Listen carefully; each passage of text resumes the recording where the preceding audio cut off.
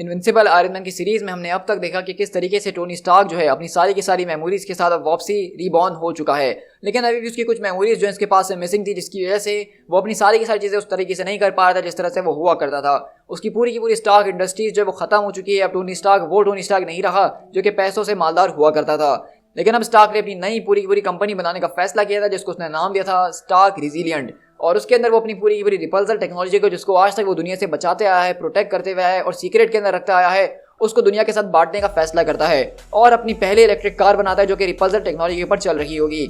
लेकिन इसी तरह हमने देखा कि यहाँ पे एक और इंडस्ट्री यानी कि हैमर इंडस्ट्रीज जो हैं वो टोनी स्टार्क को कंपटीशन देने के लिए आ चुके हैं और अपने डेट्रॉयट स्टील का रोबोट ले आते हैं और वो नहीं चाहते कि टोनी स्टार्क अपनी इस नई टेक्नोलॉजी को लॉन्च करके दुनिया में दोबारा से अपना नाम कमाए और हैमर इंडस्ट्रीज दोबारा पीछे रह जाए। तो इसलिए वो अपने ज़बरदस्त किस्म के ड्रोन्स को, जो कि दुनिया भर के अलग अलग यूजर्स एनोनिमसली उसको इस्तेमाल कर रहे हैं, उसके जरिए टोनी स्टार्क के लॉन्च के ऊपर उसके अटैक करवा देते हैं। और हमने देखा कि सिचुएशन बहुत ही ज़्यादा सीरियस हो चुकी है, जहाँ पे रोडी और पेपर पॉट्स दोनों के दोनों अपने आर्मर को शट डाउन कर चुके हैं और टोनी स्टार्क अपनी गाड़ी को, अपनी जान को बचाते हुए भाग रहा है। तो अब आगे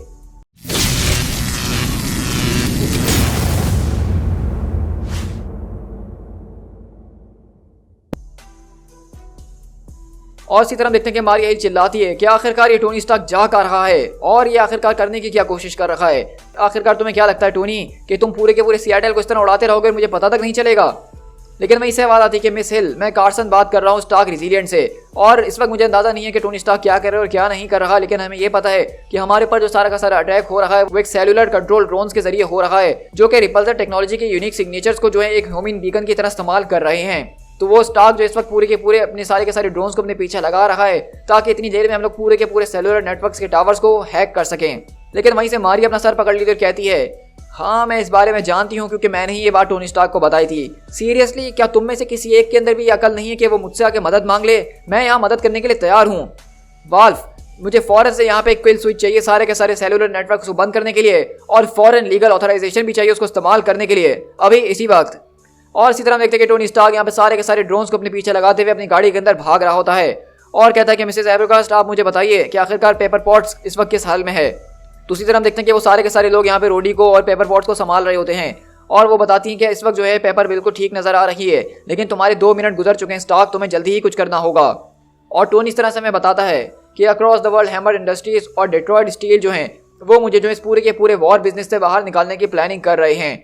मैं इस पूरे के पूरे गाने को पहले भी सुन चुका हूँ और बहुत अच्छे तरीके से जानता हूँ। हैमर ने इस बात पे शर्त लगाई है कि वो मुझे बदनाम करने वाली है दुनिया के अंदर और मुझे सिर्फ एक ही चीज़ के अंदर काहिल कर देने वाली है, यानी कि मैं वही पुराने वेपन्स बनाता रहूँ और उनके मामले में ना दखल दूँ। उन्होंने मेरे पुराने स्टार्क वेपन्स को इस्तेमाल करने की कोशिश करी है, उनको दुनिया भर में लीक कर दिया है ताकि वो मेरा नाम बदनाम कर सकें। वो लोग मुझे एब्सोल्यूट करना चाहते हैं ताकि मेरी ग्रोथ जो है वो 100% ना हो सके। वो मुझे चाहते हैं कि मैं बस वॉर के ऊपर ही फोकस करूं और किसी चीज़ के ऊपर नहीं। लेकिन ये गाड़ी द रेजिलिएंट या जो कुछ भी हम इसको बुलाने वाले फ्यूचर के अंदर, ये आरटी पावर्ड है।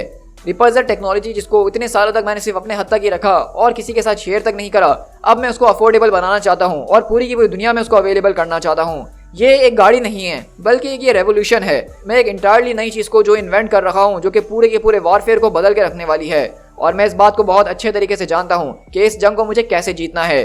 उन्होंने मेरे पहले मॉडल को जला के राख कर दिया, उसको सैबोटेज करने की कोशिश करी और वो अलग अलग ज़बरदस्त किस्म के खूनी वायरसेस के जरिए मुझ पर अटैक्स भी करवा रहे हैं।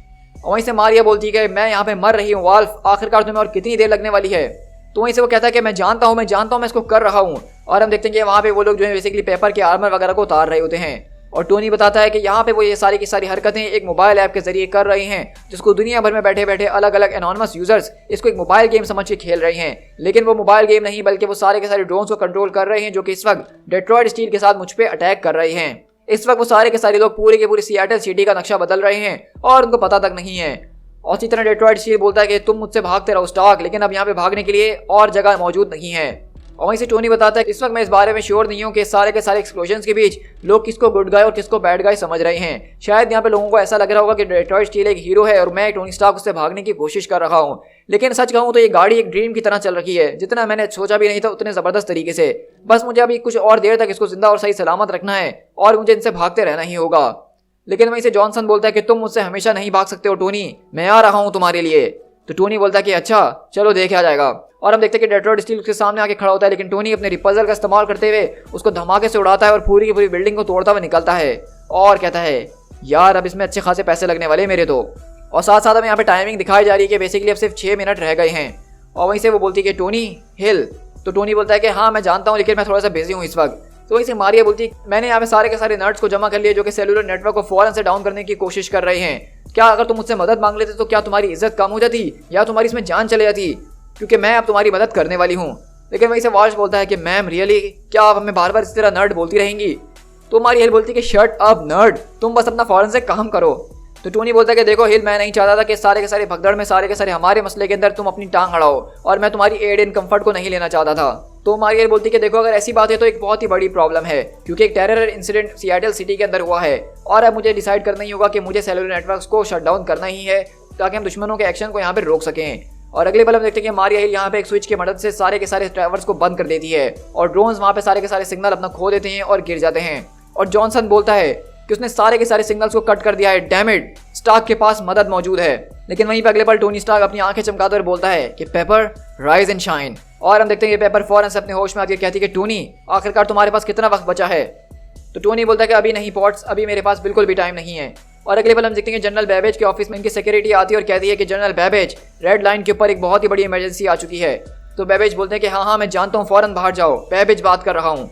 और हम देखते हैं कि वहाँ पे कोई और नहीं बल्कि मारिया हिल मौजूद होती है और कहती है मैं मारिया हिल बात कर रही हूँ। जनरल मैं इस बात को बहुत अच्छे तरीके से जानती हूँ कि अभी कुछ टाइम पहले ही आपने हैमर इंडस्ट्रीज के साथ अपने सिक्योरिटी डील और ये अपने सिक्योरिटी कॉन्ट्रैक्ट्स करे हैं।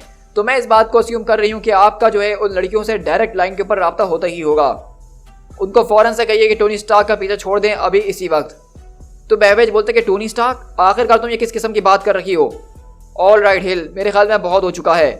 तो वहीं से मारिया हिल बोलती है कि सर अपनी खिड़की के बाहर झांक के देखिए जनरल, मैं इस बात को प्रूव नहीं कर सकती हूँ कि आप जानते हैं तो क्या जानते हैं, लेकिन मैं इतना जरूर जानती हूँ कि आप क्या जानते हैं। और मैं जानती हूँ कि आप जानते हैं कि हैमर आखिरकार यहाँ पे ये सब कुछ क्या कर रहा है। मैं आपसे यहाँ पे कोई डील या नेगोशिएशन के लिए नहीं आई हूँ और इस बात को याद रखिएगा कि मेरी नजरें हमेशा से आपके ऊपर थी और अभी भी मौजूद हैं। और इसी तरह देखते हैं कि टोनी स्टार्क अपनी गाड़ी से बाहर निकलता है और डेट्रॉयट स्टील बोलता है not bad for a test drive, हाँ थैंक्स कि तुमने मुझे दुनिया की नज़र में यहाँ पे हीरो बना दिया ऐसे भागते हुए। मैं चाहूँ तो यहाँ पे तुम्हें 10 अलग अलग तरीकों से मार सकता हूँ स्टार्क। तो टोनी बोलता है कि श्योर तुम ये कर सकते हो लेकिन तुम ये नहीं करने वाले हो। तो वहीं से वो बोलता है वेल हैमर, मैं इस वक्त यहाँ टोनी स्टार्क के बिल्कुल सामने मौजूद हूँ और वो मेरे सामने निहत्ता खड़ा है, तो बताओ कि मैं क्या करूँ। तो टोनी बोलता है कि हाँ हाँ जाओ उनसे परमिशन मांग के देखो, मैं यहाँ पे इंतजार करता हूँ। वहीं से जस्टिन हैमर बोलती है कि जरा 1 मिनट, हमारे पास यहाँ पे एक और आदमी मौजूद है लाइन के ऊपर। और हम देखते हैं कि वहाँ पे जनरल बेबेज चिल्ला रहे होते कि हैमर डैम इट, अपने कुत्ते को फौरन वापसी बुलाओ और ये मेरा ऑर्डर है, डेट्रॉयट स्टील की सारी करंट एक्टिविटीज जो इस वक्त चल रही हैं उसको फौरन से इमीडिएटली सीज कर दिया जाए वरना। तो वहीं से जस्टिन बोलती है वरना क्या बेबेज, क्या तुम मुझे भी जो कोर्ट मार्शल कराने की धमकी दे रही हो। तो बेबेज बोलता है कि नहीं, बल्कि मैं तुम्हारी इन सारी की सारी चीज़ों के अंदर मदद करना बंद कर दूंगा, मैं सारे के सारे कॉन्ट्रैक्ट्स अभी इसी वक्त कैंसिल कर दूंगा मैं तुम्हें। तो वहीं से वो बोलती क्या मतलब, तुम मुझे ब्लैकमेल करोगे। तो बेबेज बोलता है कि नहीं मैं तुम्हें ब्लैकमेल नहीं करने वाला, बल्कि मैं जो हूँ सारी की सारी चीज़ों को जाके सबके सामने कन्फेस कर दूंगा और तुम दोनों को भी मेरे साथ साथ सजा मिलने वाली है। मैं जेल जाऊंगा तो ये बात याद रखना कि तुम दोनों भी मेरे साथ जेल के अंदर जाने वाले हो और टोनी स्टार्क इस पूरे के पूरे बोर्ड को समेट लेगा जो तुम यहाँ पे छोड़ के जाने वाली हो। तो वहीं से जस्टिन हैमर बोलती कि डैम इट, ये चीज़ तो टोनी स्टार्क को दुनिया की नज़र में दोबारा से हीरो बना देगी जो कि हम नहीं चाहते हैं। और वहीं से जनरल बेबेज बोलते हैं कि देखो मैं तुम्हें एक बात समझा देता हूँ कि एक बैटल्स होती हैं और एक वॉर्स होती हैं हैमर, अगर तुम इस बैटल को अभी नहीं हारती हो तो तुम एक पूरी की पूरी वॉर को हार जाओगी। हम टोनी स्टार्क को बाद में इस पूरे के पूरे बोर्ड से धक्का देके गिरा सकते हैं परमानेंटली, लेकिन आज हम ये नहीं कर सकते, मेरी बात पे तुम्हें विश्वास करना ही होगा। तो जस्टिन हैमर बोलती है कि फाइन फाइन फाइन, लेकिन ये बात रखना कि मेरा तुम्हारे ऊपर अब एक उधार आ गया है। लेफ्टिनेंट जॉनसन स्टैंड डाउन कर दीजिए, स्टार्क को जो एक एसेट की तरह ट्रीट कीजिए, दैट्स एन ऑर्डर। और इसी तरह हम देखते हैं कि अगले पल बेसिकली यहाँ पे टोनी स्टार्क और जॉनसन जो है वो एक साथ कैमरा के अंदर आके तस्वीरें खिंचवा रहे होते हैं और पूरी की पूरी दुनिया के सामने एक तमाशा दिखा रहे होते हैं कि किस तरीके से टोनी स्टार्क और डेट्रॉयट स्टील ने मिल के इस पूरे के पूरे मिशन को आज रोका है। और इसी तरह देखते हैं कि वहाँ पे वो बोलता है कि जैसे सारे के सारे लोगों को ये बात रियलाइज होगी कि किस तरीके से हमने अलकायदा के सारे मशीन्स को बंद कर और सिविलियंस को बचा लिया। तो टोनी बोलता है कि वो लोग अलकायदा नहीं थे। तो वो बोलता है कि हाँ लेकिन डेट्रॉयट स्टील ने उनको गिरा तो दिया ना, और वैसे भी बहुत ही ज़्यादा मज़ा आया है। इधर वे मैं ये बताना चाहूँगा पूरी की पूरी दुनिया को कि आगे से आपको डेट्रॉयट स्टील और आयरन मैन के ऐसे ही टीम अप्स दिखने को मिलने वाले हैं। तो इसलिए सारे के सारे दुश्मनों को मैं धमकी दे देना चाहता हूँ कि तुम लोग ज़रा बच के ही रहना, क्योंकि टोनी और हमारा रिलेशन अब स्टार्ट हो चुका है। वॉच आउट बैड गाइज, हा, क्योंकि अभी हमारा काम खत्म नहीं हुआ है। क्या मैंने सही कहा स्टार्क? तो स्टार्क बोलता है हाँ तुम बिल्कुल ठीक कह रही हो, हमारा काम अभी खत्म कहाँ हुआ। और इसी तरह देखते हैं कि अगले बार हम दोबारा से जनरल बेबेज के ऑफिस के अंदर शिफ्ट होते हैं, जहाँ पे जनरल बेबेज आज रूडी को दोबारा से बुलाते हैं और कहते हैं lieutenant colonel Rhodes, welcome to the wonderful world of gainful employment for the United States military. हम बहुत ही ज़्यादा खुश हैं कि वॉर मशीन दोबारा से हमारी मदद करने के लिए आ चुका है ताकि दुनिया भर के हॉट स्पॉट्स में हम आपकी मदद ले सकें। बहुत बहुत स्वागत है तुम्हारा बच्चे, आओ अब आके गले मिलो। और इस तरह हम देखते हैं कि जनरल बैबेज दोबारा से यहाँ पे रोडी को बेसिकली दावत दे रहे हैं मिलिट्री में आने के लिए और उसकी इज्जत उसको वापसी दे रहे हैं जो उन्होंने बेइज्जत करके उसको निकाला था, और अपना हाथ आगे करते हैं उससे हाथ मिलाने के लिए। लेकिन रोडी की बहुत ही ज़्यादा हटी हुई होती है और वो हाथ नहीं मिला रहा होता। तो हम देखते हैं कि यहाँ पे मारिया हिल भी मौजूद है और कहती है कि रोड्स, और मारिया हिल के कहने पे रोडी वहाँ पे हाथ मिला लेता है और कहता है कि जनरल बैबेज ये सच में मेरे लिए एक ऑनर, एक प्रिविलेज है सर। तो वहीं से जनरल बैबेज बोलते अब ये बताओ कि हम लोग आखिरकार थे कहाँ पे? ये पूरी की पूरी दुनिया एक डैम मैस बन चुकी है। मैं यहाँ पे सारी की सारी बातें कर रहा था।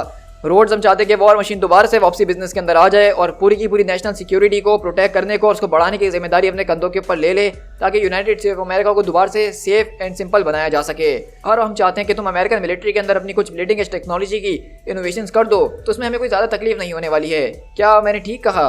क्या आपके लिए इतना काफ़ी है मिसिल? तो वहीं से मारिया बोलती है कि मेरे ख्याल से अभी के लिए ये बिल्कुल जो है एक्सेप्टेबल है जनरल। और अगले पल हम देखते हैं कि यहाँ पे इनकी सेक्रेटरी दोबारा आती है और कहती है कि जनरल बैबेज, तो कहते हैं कि क्या हो गया, मैंने मना कर दिया ना कि बीच में मत आना। तो वो कहती है कि सर ये वो है। तो कहते हैं कि हाँ मैं जानता हूँ ग्रेस, अब तुम सब प्लीज़ यहाँ से मेरे ऑफिस से फ़ौरन बाहर चले जाओ क्योंकि मेरे पास कुछ काम है करने के लिए। तो वहीं से रोडी बोलता है कि जनरल जैसा आप कहें। और मारिया बोलती है कि सी यू सून बैबेज, मैं तुम्हारे ऊपर नज़र रख रही हूँ। तो वहीं से मारिया बाहर निकलती है, रोडी को बोलती है कि तुम हमारी आंखें हो बेसिकली बैबेज के ऊपर, तुम्हें बैबेज के ऊपर नज़र रखनी कि वो क्या कर रहा है। तो रोडी बोलता है कि ऑफकोर्स। तो मारिया बोलती है कि देखो इस वक्त हम इस बात को प्रूव नहीं कर सकते कि उसने हैमर के साथ हाथ मिला के कौन कौन से कानूनों को तोड़ा है, लेकिन जब तुम उनके इनसाइड मैन बन के रहोगे, तुम उनके ऊपर नजर रखोगे तो फ्यूचर में ऐसा शायद दोबारा वो ना करने के बारे में ही सोचेगा। तो रोडी बोलता है कि वैसे ये सारी की सारी बातें सुन के दिल को सुकून मिला, दोबारा से सुपर हीरो बन के काफ़ी मज़ा आ रहा है। मारिया बोलती है कि हाँ तुम बिल्कुल ठीक कह रहे हो ना, क्योंकि अभी कुछ टाइम पहले ही तुम्हें जब ओक्लाहोमा के अंदर जब तुम्हें गोली लगी थी तो तुम्हें ऐसा लग रहा था कि तुम्हारा पूरा का पूरा करियर खत्म हो चुका है। तो रोड बोलता है कि ये तो तुम ठीक कह रही हो, लेकिन अब लगता है कि सारी के सारी चीज़ें वापसी पहले ऐसे हो ही रही हैं। और हम देखते हैं कि यहाँ पे जनरल बैबेज अपना सर पकड़ के बैठे होते और कहते हैं कि लॉर्ड हैमर, मेरी बीवी भी मुझे इतनी कॉलें नहीं करती पूरे दिन में जितना तुम मुझे परेशान करती हो। और मैं ये बताता चलूँ कि मेरी बीवी एक बहुत ही बड़बोली है और वो मुझे बहुत ज़्यादा पकाती है, लेकिन उसके बावजूद भी तुमने उसका रिकॉर्ड भी तोड़ दिया है। और अब क्या तुम मुझे बताना चाहोगी कि मेरा जो दिन पहले से बहुत ज़्यादा बर्बाद हो चुका था और बहुत बेकार जा रहा था, उसको और बेकार करने के लिए तुमने मुझे क्यों कॉल करी है? क्या ये तुम क्या बातें कर रही हो? लेकिन मैं तुम्हारे लिए क्यों करूँ? वो आखिरकार है कौन?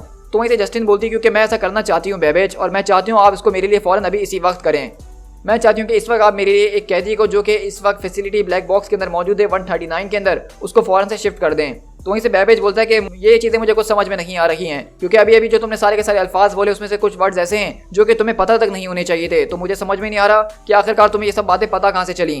तो वहीं से जस्टिन हैमर बोलती है कि मैं जितना आपसे करने के लिए कह रही हूँ आप फ़ौरन से कर दीजिए, उसके बाद जो कुछ भी अपने स्टाफ को रुकवाने के लिए वहाँ पे कह रहा था मैं उस सबको भूल जाऊँगी। मैं बस आपसे इतना कह रही हूँ कि आप एक बुरे आदमी को एक बुरी जगह से निकाल दीजिए और उसको उससे भी बुरी जगह के अंदर डाल दीजिए। That's it, that's all. ये एक सिंपल एक्ट ऑफ हीरोइज्म है आपके लिए। वैसे भी मैं आपको एक कैदी को जो कि एक जेल के अंदर है उसको खतरनाक किस्म की जेल में भिजवाने के लिए कह रही हूँ, और क्या कह रही हूँ बैबेज? तो अब मुझे आप बताइए कि आप अब हमारे साथ हैं या फिर हमारे खिलाफ हैं? और हम देखते हैं कि बैबेज यहाँ पे कोई उसको जवाब नहीं देते हैं, लेकिन अगले पल हम देखते हैं कि वहाँ पे वो कैदी 139 जो है उसको गार्ड्स आके खड़ा करते हैं और उसको मुंह पे कपड़ा वगैरह पहना के यहाँ से ले जा रहे होते हैं और दूसरी फैसिलिटी के अंदर शिफ्ट कर रहे होते हैं जो कि दरअसल एक तरह के आइलैंड के ऊपर मौजूद होती है। और हम देखते हैं कि एक बहुत ज़्यादा लंबा चौड़ा सफ़र तय करने के बाद, जिसमें हेलीकॉप्टर, प्लेन और अलग अलग चीज़ों के अंदर गुजरने के बाद वो लोग वहाँ पे प्रिजनर को लेके पहुँचते हैं और वहाँ पे सामने एक आदमी बोलता है कि इसके हुड को तो उतारो फ़ौरन से। और हम देखते हैं कि अगले पल वो आदमी बोलता है हे या बेबी। और हम देखते हैं कि वो दरअसल कोई और नहीं बल्कि ज़ेक होता है जिसने ही साशा को सारी की सारी पावर्स दी थी, जो कि ओबेडाई स्टेन का बेटा है। और वहीं से साशा बोलती है मुझे ऐसा लगा था कि अब वक्त आ चुका है कि तुम्हें मेरे पेरेंट्स से मिल लेना चाहिए। और हम देखते हैं कि वहाँ से वो कहता है कि मैडम सर, मेरा नाम इज़ेकियल स्टेन है, मैं आप लोगों से बहुत पहले ही मिलना चाहता था, लेकिन क्या करूं, मैं काफ़ी अरसे से जेल के अंदर मौजूद था क्योंकि मैंने टोनी स्टार्क को जान से मारने की कोशिश जो करी थी। और अगली बार हम देखते हैं कि वहाँ पे जो सामने आदमी खड़ा होता है उससे हाथ मिलाते हुए बोलता है कि दुनिया भर में मुझे लोगों ने बहुत अलग अलग नामों से बुलाया है, टेम बोर्जिगिन, केने खान, ढेंग जोंग, मैंडरिन, तो मुझे सिंपली जो मास्टर के नाम से बुला सकते हो। तुम्हारी पूरी की पूरी फ्रीडम जो है उसके लिए हमने एक बहुत ही बड़ी कीमत चुकाई है, लेकिन जो तुम्हारे अंदर सारे के सारे टैलेंट्स मौजूद है इज़ेकियल स्टेन, उनको मैं इस्तेमाल कर सकता हूँ। और जो ये आज़ादी तुम्हें मिली है मैं चाहता हूँ कि तुम इसको कमाना शुरू कर दो, और इसकी शुरुआत हम कल सुबह से ही करेंगे। Welcome to the family. और अगर आपने अभी तक इस आदमी को नहीं पहचाना है तो मैं आपको बताता चलूँ कि ये दरअसल कोई और नहीं बल्कि मैंडरिन है। और साशा यानी कि जस्टिन हैमर और उसकी बेटी वो किसी और के साथ मिलकर काम नहीं कर रहे थे बल्कि मैंडरिन के साथ ही मिलकर कर रहे थे। और हम देख सकते हैं कि मैंडरिन के हाथ में उसकी 10 में से 5 रिंग्स तो हमें नजर आ ही रही हैं। और अब बेसिकली वो जस्टिन हैमर, साशा और इज़ेकियल स्टेन को भी अपने साथ मिला चुका है। तो आप समझ सकते हैं कि अब आगे जो कुछ भी होने वाला है वो बहुत ही ज़्यादा बड़ा होने वाला है। और वहीं से टोनी स्टार्क अपनी पूरी की पूरी फुटेज को दिखाते हुए बताता है कि जब मैं इस पूरी की पूरी कार को डिफेंड कर रहा था तो इस गाड़ी ने ही मेरी पूरी की पूरी जिंदगी को बचाया है। It was the stark resilient powered by the ground breaking repulsal batteries. ये दुनिया की इंटायरली पहली गाड़ी है जो कि इस तरह की इलेक्ट्रिक कार है जो कि कंज्यूमर ग्रेड तक हम पहुंचा सकते हैं, जो कि इतनी जबरदस्त परफॉर्मेंस देती है जो कि आज तक की इससे पहले कोई भी इलेक्ट्रिक कार नहीं दे पाई है। हमें इस गाड़ी के लिए जबरदस्त किस्म की मेजर फंडिंग जो है वो मिल चुकी है और स्टार्क रेजिलिएंट जो है बहुत जल्द इस पूरी की पूरी गाड़ी को मास प्रोड्यूस करना शुरू कर देगा इस साल के आखिर के अंदर। आप बस इमेजिन कीजिए कि इस तरह की गाड़ी जो कि चल सकती है, इस तरह की गाड़ी जो कि लोगों की जान बचा सकती है, और ये गाड़ी वो है जिसको कभी भी एक कतरे गैसोलीन की भी जरूरत नहीं पड़ने वाली है। आप इमेजिन करिए, देखिए एक ऐसा फ्यूचर जहाँ पे कोई भी फॉसिल फ्यूल को इस्तेमाल नहीं कर रहा होगा। और अगर आप ये इमेजिन कर रहे हैं तो सोचिए कि इसके बाद मैं आपके लिए और क्या क्या लेकर आने वाला हूँ। मैं हूँ Tony Stark and I am resilient. और हम देखते हैं कि बेसिकली टोनी स्टार्क के ऊपर जो वो पूरा का पूरा अटैक हुआ था, टोनी स्टार्क ने उसी का पूरा कमर्शियल बना दिया और उसको ही पब्लिसिटी करवा रखा है। और एक तरह से देखा जाए तो टोनी स्टार्क अब इस पूरी गाड़ी को आगे प्रोड्यूस करने में सक्सेसफुल नजर आ रहा है। और वहीं से वो लोग कहते हैं कि फैंटास्टिक कमर्शियल बॉस, मजा ही आ गया। और वहीं से कार्सन बोलता है कि ladies and gentleman, Stark resilient की जो है प्रोडक्शन स्टार्ट कर देंगे जैसे ही हम इस पूरी की पूरी जगह को फौरन से रिपेयर कर देते हैं। हमारे पास इस वक्त बहुत कुछ करने को है, चलो अब फौरन काम पे लगते हैं। और इसी तरह देखते हैं कि लेकिन टोनी स्टार्क यहाँ पे सारी की सारी सेलिब्रेशन का हिस्सा नहीं होता है और वो अपने ऑफिस के अंदर बैठा हुआ उस खिड़की के ऊपर उसी अल्फाज के ऊपर गौर कर रहा होता है जो कि इसने लिखा हुआ था सैबॉर्ड। और इसी के साथ हमारी यहाँ पे इनविंसिबल आयरन मैन की ये पूरा का पूरा स्टोरी आर्क खत्म होता है। दी एंड। सो गाइस, आज हमारा फाइनली यहाँ पे इनविंसिबल आयरन मैन का जो 9 इश्यूज के अंदर एक जबरदस्त किस्म का बड़ा स्टोरी आर्क था स्टार्क रेजिलिएंट का, वो यहाँ पे एंड होता है। और आई एम श्योर कि आप लोगों ने इस पूरे के पूरे स्टोरी आर्क को हद से ज्यादा एंजॉय करा है। और आप लोगों की वीडियो के ऊपर जो व्यूज आ रहे थे, जो कमेंट्स आ रहे थे, वो मुझे बता रहे थे कि ये सीरीज आपको कितनी ज्यादा पसंद आई है। तो मैं सबसे पहले आपको इसके लिए थैंक यू कहना चाहूंगा कि आपने सीरीज के ऊपर इतना अच्छा रिस्पॉन्स दिया और मुझे दोबारा से उम्मीद आ रही है अपनी डेली बेसिस पे कॉमिक को इसी तरह अपलोड करने के लिए। तो मैं चाहता हूँ कि आप इसी तरह वीडियोस को लाइक करें, कमेंट करें और इसी तरह दोस्तों के साथ शेयर किया करें ताकि ज्यादा से ज्यादा हमारी इस वीडियो को लोग एंजॉय कर सकें। तो इस वीडियो को एंड करने से पहले मैं यहाँ पे थोड़ी सी इस पूरी की पूरी स्टोरी आर्क के ऊपर बात करना चाहूंगा, क्योंकि मेरी नज़र में टोनी स्टार्क का ये स्टोरी आर्क बहुत ही ज़्यादा यूनिक किस्म का था, बहुत ही अच्छी इसकी स्टोरी राइटिंग थी और इसमें एक्शन भी जो था एक हद तक बहुत ही अच्छा था। लेकिन इसके अंदर हमने बहुत ज़्यादा नई नई चीज़ें देखी, जिस तरह से टोनी स्टार्क अब अपनी स्टार्क इंडस्ट्रीज़ की जगह स्टार्क रेजिलिएंट की तरफ आ चुका है और जहाँ पे उसने सारी ज़िंदगी वेपन्स बनाते हुए गुजारी है, वो यहाँ पे टेक्नोलॉजी के ऊपर फोकस कर रहा है और अपनी रिपल्सल टेक को दुनिया के लिए आम कर रहा है। और इस तरह उसने अपनी सबसे पहले इलेक्ट्रिक कार की शुरुआत कर दी है। अब हमने इसके एंड में देखा कि किस तरीके से जो सारे के सारे विलन्स हैं वो और एक स्टेप ऊपर जा चुके हैं, जहाँ पे मैंडरिन और इज़ेकियल स्टेन भी उनके साथ मिल चुके हैं। तो इस बात से आप अंदाजा लगा ही सकते हैं कि अब टोनी स्टार्क के जो अगले स्टोरी आर्क होने वाले हैं उसके अंदर हम Mandarin, Ezekiel Stane, Sasha Hammer और जस्टिन हैमर के जबरदस्त किस्म के एक पूरे सुपर विलन टीम अप को देख सकते हैं। तो आप लोग मुझे बताइएगा कि अब आगे की स्टोरी आर्क्स के लिए आप कितने ज़्यादा एक्साइटेड हैं, क्योंकि इसके बाद हम अभी यहाँ पे ब्रेक लेंगे और अपनी दूसरी सीरीज़ की तरफ जाएंगे। लेकिन जैसे हमारी टाइमलाइन के अंदर आयरन मैन की सीरीज़ दोबारा आएगी तो उस पूरी की पूरी स्टोरी आर्क को मैं इसी तरह से शेयर करूँगा जिस तरह से मैंने ये पूरा का पूरा स्टोरी आर्क बहुत ज़्यादा डिटेल में आपके साथ शेयर किया है। So guys, with that being said मैं इस वीडियो को यहीं पर रैप अप करता हूँ। जाने से पहले वीडियो को लाइक, कमेंट और अपने दोस्तों के साथ शेयर करना बिल्कुल भी मत भूलिएगा। और अगर आप चाहते हैं कि इस तरह के ऑसम कॉमिक बुक सीरीज को मेरे चैनल पर डेली बेसिस में एंजॉय करें तो चैनल को सब्सक्राइब करना तो भाइयों बिल्कुल भी मत भूलना। आपके चैनल सब्सक्राइब करने से ही मुझे मोटिवेशन मिलती है इस तरह की ऑसम और जबरदस्त किस्म की इनविंसिबल सीरीज बनाने में। So guys, this is P tiger. मिलते हैं अपने किसी और कॉमिक बुक सीरीज के साथ। Till then, thank you so much.